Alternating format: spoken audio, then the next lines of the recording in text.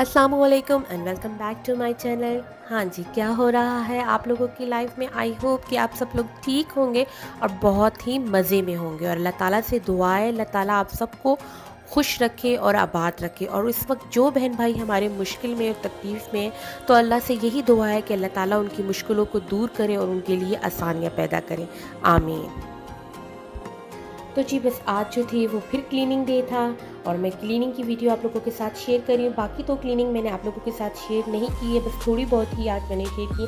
आज ये था कि मैंने अपने रूम की बेडशीट चेंज की थी और थोड़ी सी जो थी वो फर्नीचर के ऊपर कपड़ा लगाया था। जैसे कि मैंने आपको बताया है कि वाइट फर्नीचर खूबसूरत बहुत लगता है, लेकिन इसको संभालना जो है वो बहुत ही मुश्किल होता है। तो यहाँ पर जी बस मैंने अपना रूम को क्लीन किया और उसके बाद जी मैं फिर गई बच्चों के रूम में।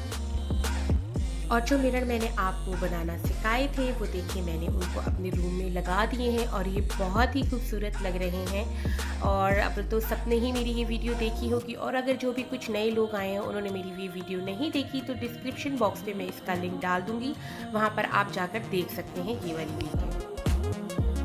यहाँ पर कि देखिए मेरा रूम जो है वो क्लीन हो चुका है, नीट एंड क्लीन हो गया है। तो अब मैंने सोचा कि अब ज़रा बच्चों के रूम की तरफ जाया जाए, और वहाँ पर जो है वो थोड़ा टाइम ज़्यादा लग जाता है क्लीनिंग में। और अपना रूम तो मेरा साफ़ ही होता है, लेकिन किड्स का आपको पता है कि वहाँ पर जो है वो उन्होंने टॉय तो अपनी कलर पेंसिल सब चीज़ें बिखेरी होती हैं।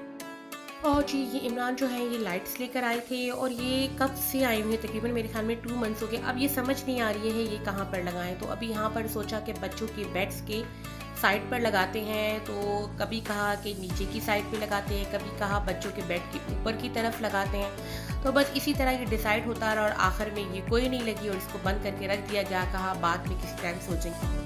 मैंने कहा पहले आप लोग सोच लो कि इसे कहाँ पे लगाना है, तो फिर उसके बाद लगाएंगे, क्योंकि सुबह के टाइम इनकी ऑनलाइन क्लासेस होती हैं तो आप क्लीनिंग कर नहीं सकते। और फिर हम 2 बजे के बाद क्लीनिंग स्टार्ट करते हो, फिर टाइम तो ऐसा जल्दी गुजरता है ना कि ना पूछें।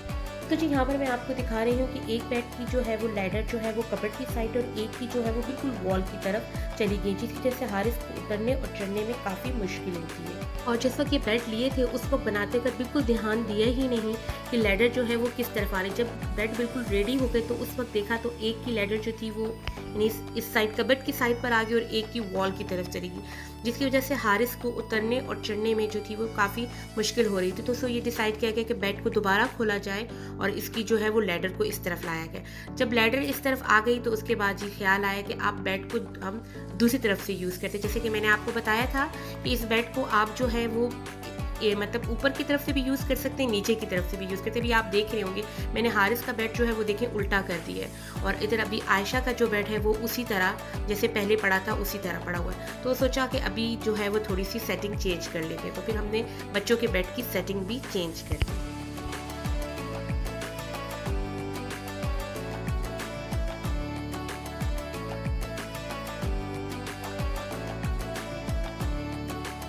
और जैसे जैसे इमरान को टाइम मिल रहा था तो वैसे वैसे हम रूम की चीज़ें जो थी वो ला के लगा रहे थे। अभी आप देखिए सामने वॉल पर जो थी वो इनके वो शेल्फ से भी नहीं लगे हुए थे। अब ये देखें यहाँ पर मैंने ये स्टडी टेबल के पास भी जो शेल्फ इनके बेड के नीचे पड़े थे वो मैंने वॉल के ऊपर ही लगा दिए। मैंने कहा बेड के नीचे अब तो बेड दूसरी तरह कर दिए थे तो ये शेल्फ जो थे इनको रखने की जगह नहीं थी। तो सो ये डिसाइड किया गया कि इनको इनके स्टडी टेबल के सामने लगा दिया जाए, तो उनको वहाँ पे लगा दिया। इसके साथ देखें अभी जो है वो वॉल के ऊपर एक साइड पर भी एक शेल्फ लगा दिया है रेड कलर का और एक तरफ ब्लू कलर का, दोनों के लिए। और जी यहाँ पर फिर मैंने सोचा कि बेडशीट जो है वो भी चेंज कर ली जाए, तो जी बेडशीट भी चेंज हो रही है अब।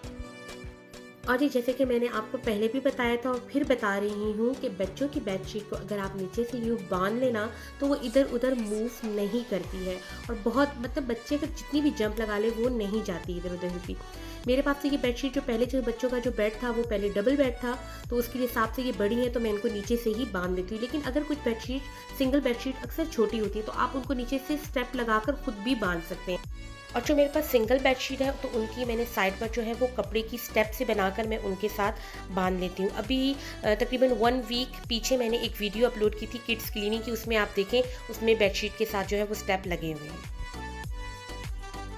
और फिर आप लोग ज़रूर मुझे कमेंट से बताइएगा कि आपको बेड कौन सी पोजीशन में अच्छी लगी, जो पहले थी बंकर बेड या जो बेड मैंने नीचे की तरफ कर दिए वो अच्छी लगी, कौन सा बेड आपको ज़्यादा अच्छा लगा। और अब आपको आइडिया भी हो गया होगा कि मैंने ये बेड क्यों लिए थे, कि ये 2 तरह से आप इनको यूज़ कर सकते हैं।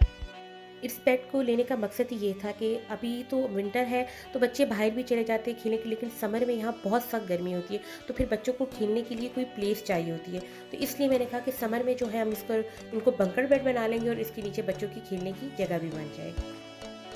और जी अगर आपको मेरी वीडियो पसंद आई है तो लाइक करना बिल्कुल मत भूलिएगा। और जी यहाँ पर जो था वो किड्स का रूम क्लीन हो चुका था और आप इसकी अब फाइनल लुक चेक करें।